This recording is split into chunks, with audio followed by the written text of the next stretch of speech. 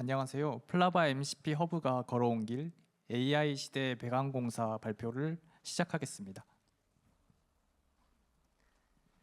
발표는 저희 두 사람이 함께 진행하는데요. 우선 저부터 설명을 드리면 안녕하세요. 2018년부터 라인플러스에서 사내 클라우드 베르다와 차세대 플랫폼 플라바를 만들어 왔고 현재는 플라바 MCP 허브의 테크리드를 맡고 있는 박민혁입니다.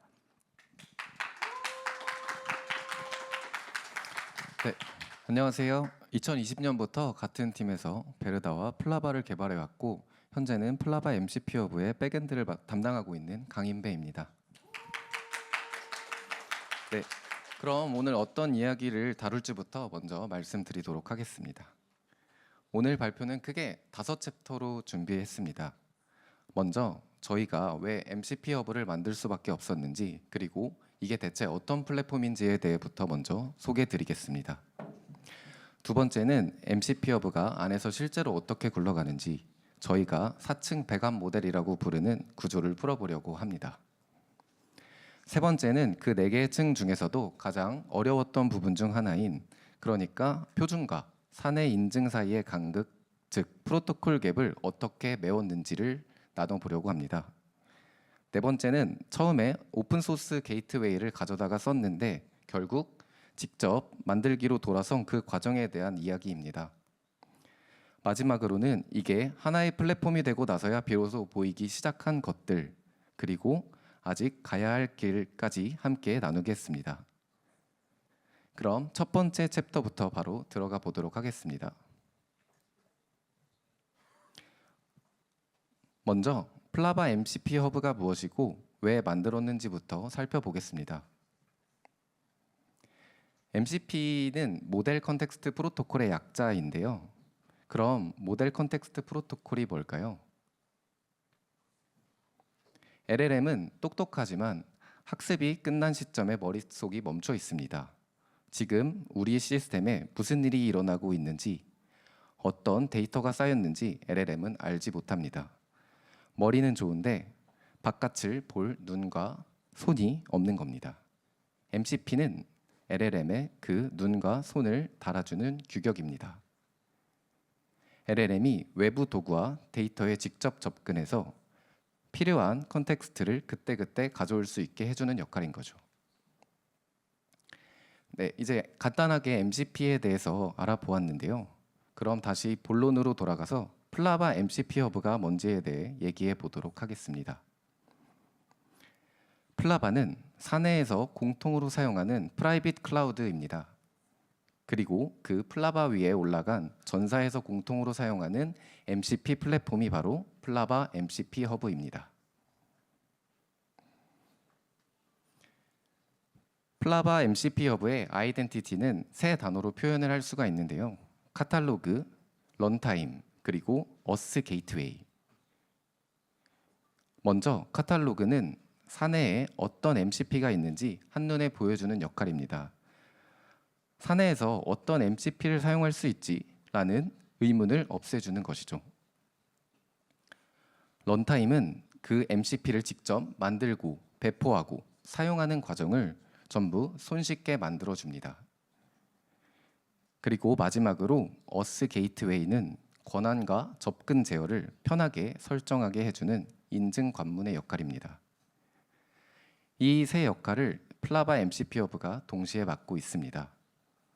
네, 그러면 이제 사내에서 실제로 얼마나 쓰이는지 한번 보도록 하겠습니다. 서비스 시작 이후 MCP 허브가 쌓아온 숫자를 보겠습니다. 돌아가는 MCP 서버 650대 이상, 쓰고 있는 팀 200팀 이상, 그리고 누적 툴 콜 수는 1150만 건을 넘었습니다. 사실상 짧은 시간 안에 사내 표준 인프라로 자리를 잡았는데요. 그런데 숫자는 숫자일 뿐이라 감이 잘 안 오실 것 같아서 짧은 데모를 준비해 보았습니다.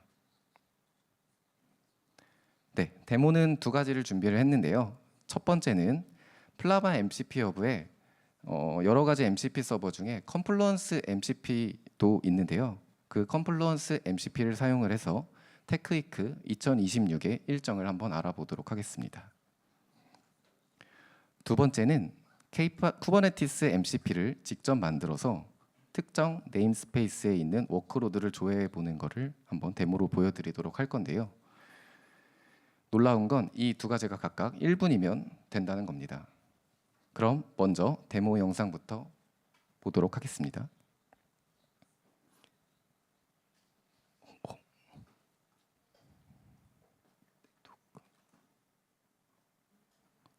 잠시만요.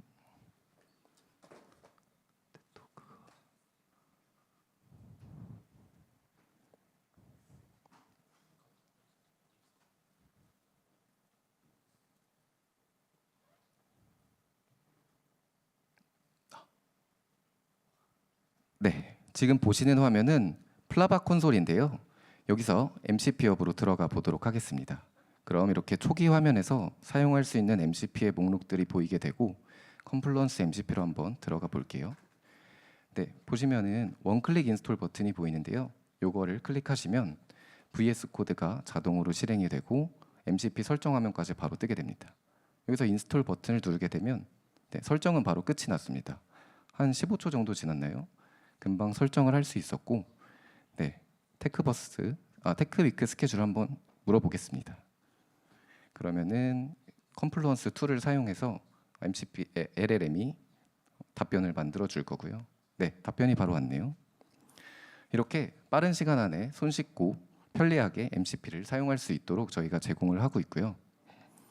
그리고 두 번째 데모는 아까 말씀드린 것처럼 쿠버네티스 MCP를 생성해서 특정 네임스페이스의 워크로드를 조회해 볼 건데요. 네, 한번 보도록 하겠습니다. 네, 아까 보시던 화면이고 사전에 정의된 템플릿을 통해서 쿠버네티스 MCP를 한번 만들어 보겠습니다. 네, 여기서 이름을 입력해 주고요. 그리고 쿠버네티스 MCP라서 사전에 준비해둔 쿠베 컨피그를 이용해서 MCP 서버를 만들어 보겠습니다.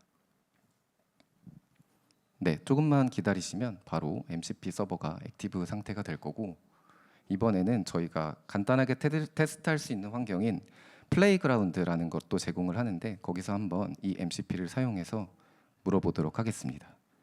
네, 아까 생성했던 MCP를 설정을 하고 특정 네임스페이스에 있는 크론 잡을 조회해 달라고 한번 물어보도록 하겠습니다. 네, 이렇게 물어보게 되면은 저 리소스 리스트라는 툴을 직접 사용해서 LLM이 답변을 만들어 주는 것을 보실 수 있습니다. 네, 이렇게 MCP를 사용하는 것뿐만 아니라 생성하고 배포하고 마지막에 사용하는 것까지 간단하고 편리하게 할 수 있도록 저희가 제공을 하고 있습니다. 그럼 이제 이 간편하게 사용할 수 있는 플랫폼이 안에서는 어떻게 동작하는지로 한번 넘어가 보겠습니다. 다만 구조를 바로 보여드리기 전에 저희가 애초에 풀어야 했던 문제가 뭐였는지부터 짚고 넘어가면 이해에 도움이 되실 것 같습니다. 사내에서 MCP를 쓰면서 부딪힌 문제는 4가지였습니다. 첫째, MCP 서버가 통제 없이 사방에 퍼졌습니다. 각 팀마다 만들어 쓰다 보니 어디서 뭐가 도는지 아무도 몰랐습니다. 둘째, 인증이 제각각이었습니다. MCP는 컨텍스트 전달에는 강력하지만 거단 관리가 없으면 양날의 검이 될 수 있습니다. 그렇다고 팀마다 인증 관련 코드를 직접 짜기에는 비용이 너무 컸고요. 셋째, 사내 인증이 MCP 표준을 따라가지 못했습니다. 이건 뒤에 프로토콜 갭 섹션에서 조금 더 자세히 다뤄보도록 하겠습니다. 넷째, 가시성이 전혀 없었습니다. 누가 뭘 얼마나 쓰는지 데이터가 없으니 아무도 판단을 할 수가 없었습니다. 이 4가지를 한 번에 풀려면 결국 공통된 플랫폼이 필요했습니다. 그래서 만든 게 플라바 MCP 허브입니다. 저희는 이 문제들을 4층 배관 모델로 풀었습니다. 이름 그대로 요청이 흐르는 길을 배관처럼 층층이 나눈 구조입니다. 사용자의 요청을 한번 따라가 볼까요? 그림처럼 클라이언트에서 출발해서 커넥터와 게이트웨이를 거쳐서 맨 끝에 있는 MCP 서버까지 도달하게 됩니다. 저희는 이 흐름에 필요한 책임을 4개의 층으로 갈라놨습니다. 아래부터 1층 커넥션, 2층 프록시, 3층 어서라이제이션, 4층 모니터링까지. 그럼 1층부터 차례로 올라가 보겠습니다. 사용자가 가장 먼저 닿는 곳 1층 커넥션입니다. 클라이언트 입장에서는 그냥 스탠다드 I/O 방식으로 붙으면 그 형태로 끝입니다. 그 한 줄로 연결은 완료가 됩니다. 그런데 그 뒤에서 커넥터가 복잡한 일을 잔뜩 떠안고 있습니다. OIDC 흐름, 토큰 캐시, 토큰이 만료되면 자동으로 갱신, 그리고 베어러 헤더 주입까지 사내 인증에 필요한 일을 전부 처리합니다. 그 덕분에 클라이언트는 자기가 사내 인증에 붙어있는 사실조차 모릅니다. 그냥 평범한 MCP 서버에 연결했다고 느낄 뿐이죠. 이게 어떻게 가능한지는 뒤에 프로토콜 갭 섹션에서 조금 더 자세히 풀어보도록 하겠습니다. 그 위로 한층 올라가면 2층 프록시입니다. 커넥터가 받아준 요청이 실제 MCP 서버에 닿기 전에 어떤 정책으로 다듬어져 전달될지가 정해지는 곳입니다. 핵심 컴포넌트는 MCP 게이트웨이입니다. 팀이 MCP 서버를 배포하면 게이트웨이가 그 서버 바로 앞단에 함께 올라옵니다. 그러고 나면 인증, CORS, 헤더 변환, 전송 프로토콜까지 이걸 전부 게이트웨이가 같은 규약으로 표준화해서 처리합니다. 그래서 각각의 팀은 따로 손댈 것 없이 MCP 서버 로직에만 집중할 수 있게 되었습니다. 예전엔 이걸 팀마다 제각각 구현했는데 그 모든 중복이 이 게이트웨이 한 층으로 빨려 들어가 사라지는 겁니다. 그럼 이 게이트웨이에서 인증은 어떻게 처리될까요? 그 답이 바로 3층 어서라이제이션입니다. 게이트웨이가 요청을 받으면 가장 먼저 하는 일이 토큰 검사입니다. 토큰은 이미 1층에서 커넥터가 발급해둔 상태이고 게이트웨이는 그 토큰을 받아서 사내에 여러 가지 인증 방식을 한 곳에서 검증합니다. 예전엔 MCP 서버마다 인증 코드를 따로 작성해야 했습니다. 하지만 지금은 검증이 끝난 요청만 게이트웨이가 통과시키기 때문에 서버는 인증을 아예 신경 쓰지 않아도 됩니다. 마지막 4층은 앞선 3층을 위아래로 가르지르는 모니터링 레이어입니다. 클라이언트부터 MCP 서버까지 전 구간에서 일어나는 모든 툴콜과 인증 결과 그리고 지연 시간을 하나의 파이프라인으로 수집합니다. 누가 언제 어떤 도구를 호출했는지 이제 이걸 한눈에 볼 수 있습니다. 플라바 MCP 허브가 들어오기 전까지는 사내 MCP 사용량 자체가 전혀 보이지 않았습니다. 앞에서도 문제점으로 언급을 했었는데요. 이 4층 덕분에 처음으로 데이터가 쌓이기 시작했고 그게 지금은 다음 설계를 위한 입력으로 사용되고 있습니다. 자, 이렇게 4층 구조를 한 바퀴 훑었습니다. 이제 이 가운데 가장 까다로웠던 부분 중 하나인 표준과 사내 인증 사이의 간극, 즉 프로토콜 갭에 대해서 조금 더 깊이 들어가 볼 텐데요. 여기부터는 민영님께서 이어서 발표를 진행해 주시겠습니다. 감사합니다.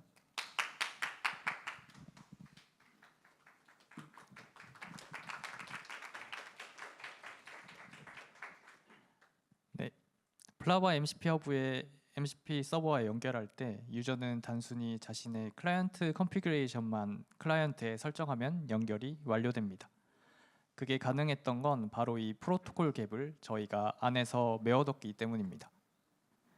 MCP 표준과 사내 인증 사이의 간극, 그 틈을 어떻게 이어붙였는지 지금부터 보여드리겠습니다. 화면을 보시면 왼쪽이 MCP 스펙, 오른쪽이 저희 사내 인증 시스템입니다. 먼저 왼쪽 MCP 표준은 클라이언트가 처음 만나는 서버에도 곧바로 연결이 가능해야 한다고 봅니다. 그래서 DCR 그리고 CIMD 같은 동적 클라이언트 등록을 전제로 깔고 있죠. 그런데 오른쪽 사내 인증 시스템은 그런 표준을 지원하지 않습니다. 사내 IAM 기반이고 클라이언트는 미리 등록되어 있어야 하며 토큰도 사내 인증 시스템에서 받아와야 합니다. 한마디로 처음 보는 클라이언트는 받아주지 않는 구조입니다. 그러니 결과는 둘 중 하나였습니다. MCP 표준을 그대로 따르면 사내 인증 시스템이 지원되지 않고, 사내 인증 시스템에 맞춰 만들면 이번엔 MCP 표준과 맞지 않고, 가운데 이 점선 박스, 양쪽 어디에도 맞출 수 없는 이 영역이 바로 저희가 마주한 프로토콜 갭입니다.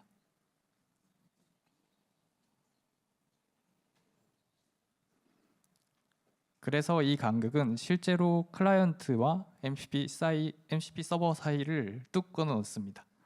만약 MCP 허브가 없었다면 이 끊긴 구간을 각 팀이 알아서 메워야 했을 겁니다.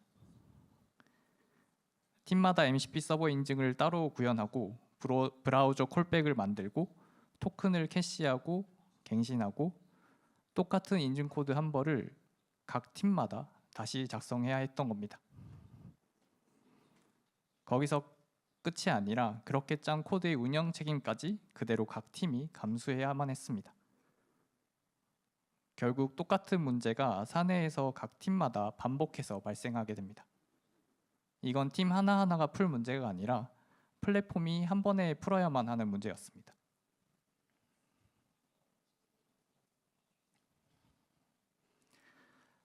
저희가 선택한 해법은 사실 의외로 단순합니다. 끊어진 두 세계 사이에 한 겹을 더 끼워 넣는 것. 그 한 겹이 바로 커넥터, 화면 가운데 보라색 박스입니다. 클라이언트 입장에서 커넥터는 그냥 평범한 표준 STDIO MCP 서버로 보입니다. 코덱스든 클로드 코드든 커서든 자기가 아는 STDIO MCP 표준 그대로 연결하게 됩니다. 그런데 그 안쪽에서는 커넥터가 사내 인증의 복잡한 일을 전부 떠안게 됩니다. 사내 OIDC, 브라우저 콜백, 토큰 캐시, 자동 갱신, 베어러 헤더 주입까지 인증에 필요한 모든 복잡도를 이 한 겹이 다 흡수하게 됩니다.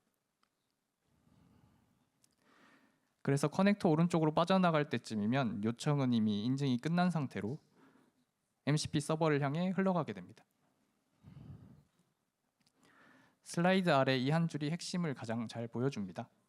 클라이언트는 사내 인증의 존재 자체를 모른다. 바로 이게 커넥터가 프로토콜 갭을 메우는 방식입니다.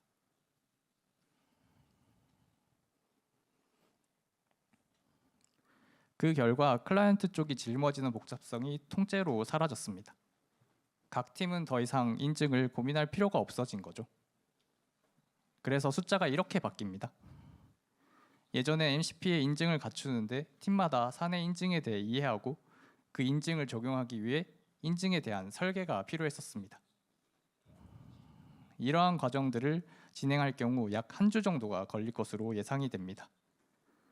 하지만 지금은 커넥터가 다 처리하니까 팀은 오직 MCP 서버 로직만 고민하면 되고 나머지는 플라바 MCP 허브에서 담당하게 됩니다.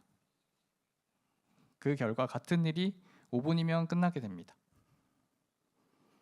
한 주에서 5분, 이게 커넥터 한 겹이 만들어낸 차이입니다. 이렇게 MCP 표준과 사내 인증 사이의 간극을 메우고 플라바 MCP 허브가 출시된 뒤 저희는 또 다른 문제와 직면하게 됩니다.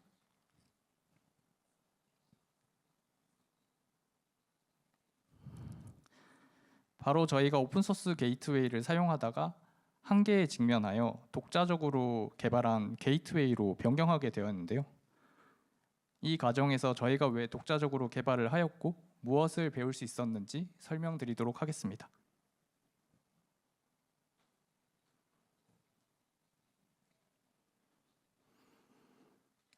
초기에는 플라바 MCP 허브의 게이트웨이를 빠르게 구성하기 위해서 오픈소스 프로젝트를 직접 사용하는 방식으로 시작을 했습니다.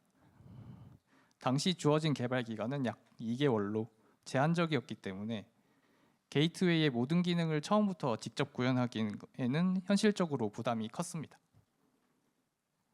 그래서 이미 검증된 오픈소스 게이트웨이를 활용해 기본적인 기능과 구조를 빠르게 확보할 수 있었습니다. 이를 통해 이미 해결된 공통 문제를 다시 구현하는 일은 피하고 플라바 MCP 허브 플랫폼에 필요한 요구 사항과 연동 부분에 더 집중할 수 있었습니다.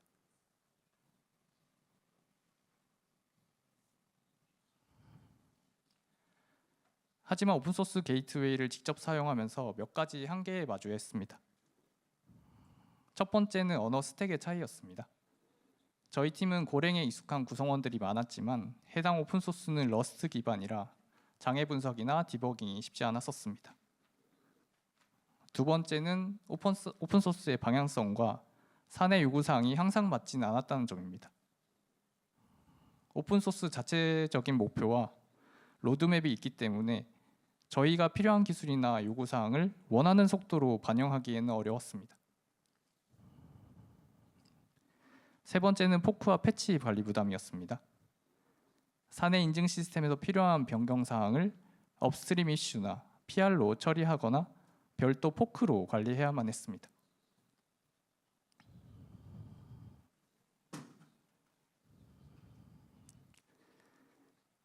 이 과정에서 기본 오픈소스를 그대로 사용하기 어려웠던 몇 가지 이슈에 대해 소개해 드리겠습니다. 첫 번째는 JWKS 호환성 문제였습니다. 사내 인증 시스템에서 제공하는 JWKS 안에 ES512 알고리즘을 사용하는 키가 포함되어 있었는데 당시 저희가 사용하던 오픈소스는 이 값을 파싱하지 못했습니다. 실제 토큰 검증에 그 키를 쓰지 않더라도 JWKS가 로딩하는 단계에서 실패하여 게이트웨이가 동작하지 않는 문제가 있었습니다. 두 번째는 CORS와 인증 미들웨어 간의 실행 순서 문제였습니다. 인증 미들웨어가 CORS보다 먼저 동작하면서 인증을 키게 되면 브라우저의 프리플라이트 요청이 CORS 헤더를 받기 전에 거절되어서 정상적으로 동작하지 않았습니다. 세 번째는 메모리 안정성 문제였습니다. MCP 트래픽을 처리하는 과정에서 게이트웨이가 자주 OOM에 도달했고 이로 인해 운영 중인 MCP 서버의 안정성을 예측하기 어려웠습니다. 이런 문제들이 누적되면서 저희가 필요한 기능을 빠르게 고치고 운영 환경에 맞게 제어할 수 있는 자체 게이트웨이가 필요하다고 판단했습니다.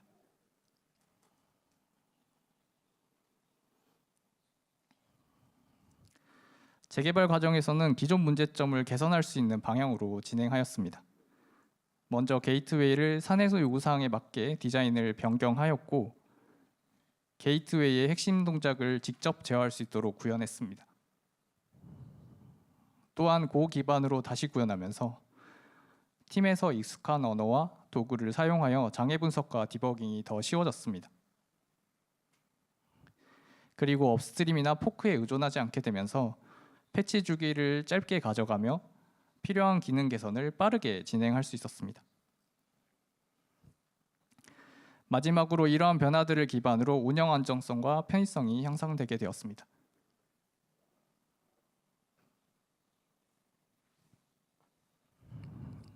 이번 경험을 통해서 얻은 교훈은 오픈소스는 빠르게 시작하기에 좋은 선택이지만 항상 우리 상황에 맞는 선택은 아닐 수 있다는 점입니다.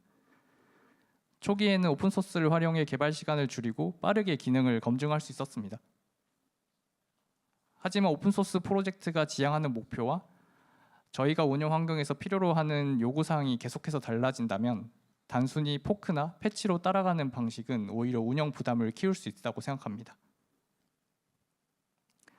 특히 최근에는 LLM을 활용한 코드 분석과 개선이 가능해지면서 예전보다 직접 개발하거나 이관하는데 필요한 부담이 많이 줄어들었습니다.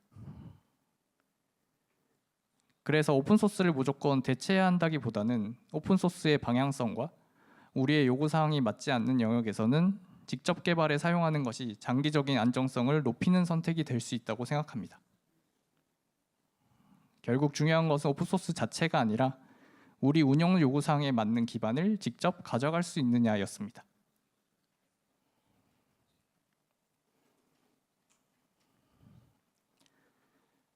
이번에는 MCP 허브의 배관을 깔고 나서 실제로 무엇이 보였는지 얘기해 보겠습니다.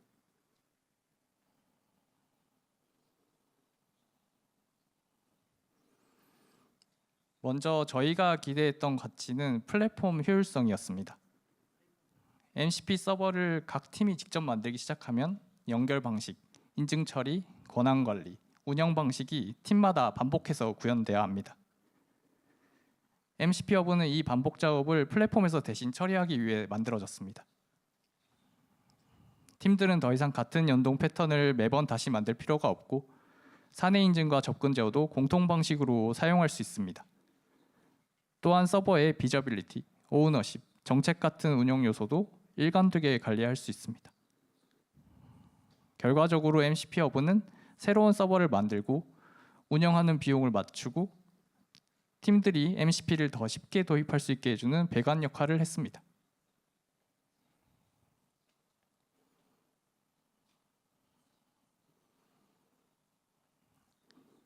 그런데 배관을 깔고 실제로 운영해 보니 예상하지 못했던 가치도 보이기 시작했습니다. MCP 허브를 통해 여러 MCP 서버가 연결되면서 자연스럽게 모든 도구 호출이 허브를 지나가게 됐습니다. 그러면서 어느 도구가 실제로 많이 쓰이는지, 그리고 어떤 팀의 MCP 서버가 다른 팀에서 재사용되는지도 볼 수 있게 되었습니다. 이 데이터는 단순한 모니터링을 넘어 플랫폼 의사결정의 근거가 되었습니다. 예를 들어 어떤 기능을 먼저 공식 지원을 해야 하는지, 어떤 MCP 템플릿을 만들어야 하는지, 어떤 기능이 실제 사용자에게 중요한지를 트래픽을 통해 판단할 수 있습니다. 즉 처음에는 연결을 쉽게 만들기 위해 배관을 놓았지만 운영 후에는 그 배관이 전사 AI 도구 사용을 이해하는 관측 지점이 되었습니다.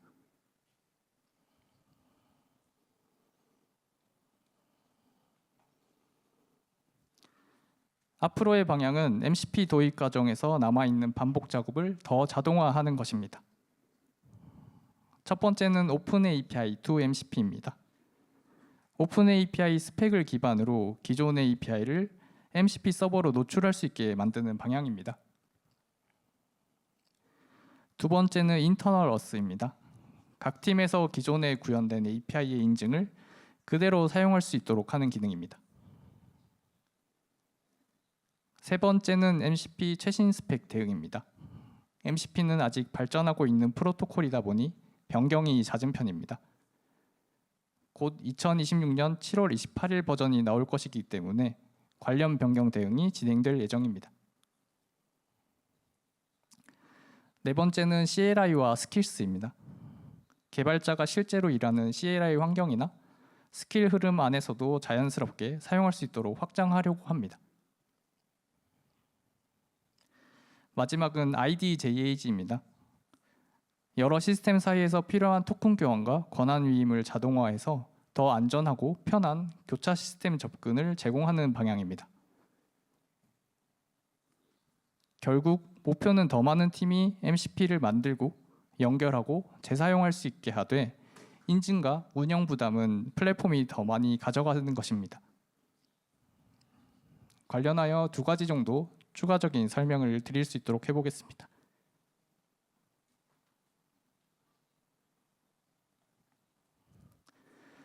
첫 번째로 조금 더 자세히 설명드릴 기능은 오픈 API to MCP입니다. 많은 팀은 이미 REST API를 가지고 있습니다. 그런데 AI 에이전트에서 이 API를 사용하려면 지금은 별도의 MCP 서버를 직접 구현하거나 툴을 구현을 해야 합니다. 오픈 API to MCP는 이러한 과정을 줄이는 것이 목표입니다. 각 팀이 가지고 있는 REST API에 오픈 API 스펙을 기반으로 API 패스와 오퍼레이션을 MCP 툴로 변환하고 MCP 엔드포인트로 노출하는 것입니다. 즉 기존 REST API를 MCP 서버로 다시 구현하지 않고도 에이전트가 사용할 수 있는 MCP 서버처럼 제공하는 것이 목표입니다.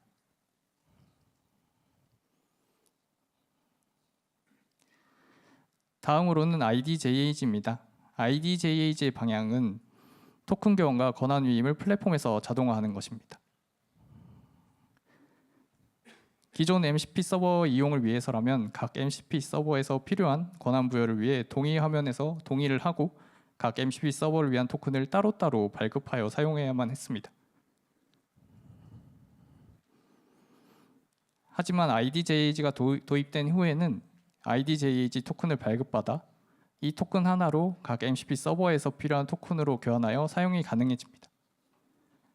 해당 개선을 통해 이전처럼 각 MCP 서버 OAuth 클라이언트를 등록하고 동의를 받지 않고도 MCP 서버의 토큰을 교환 가능해져 사용성이 훨씬 더 올라가게 됩니다.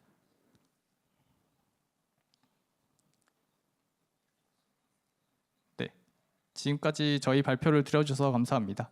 이후 에스크 더 스피커에서 추가적인 질문이나 논의가 가능하므로 편하게 참석해 주시면 감사드리겠습니다. 감사합니다.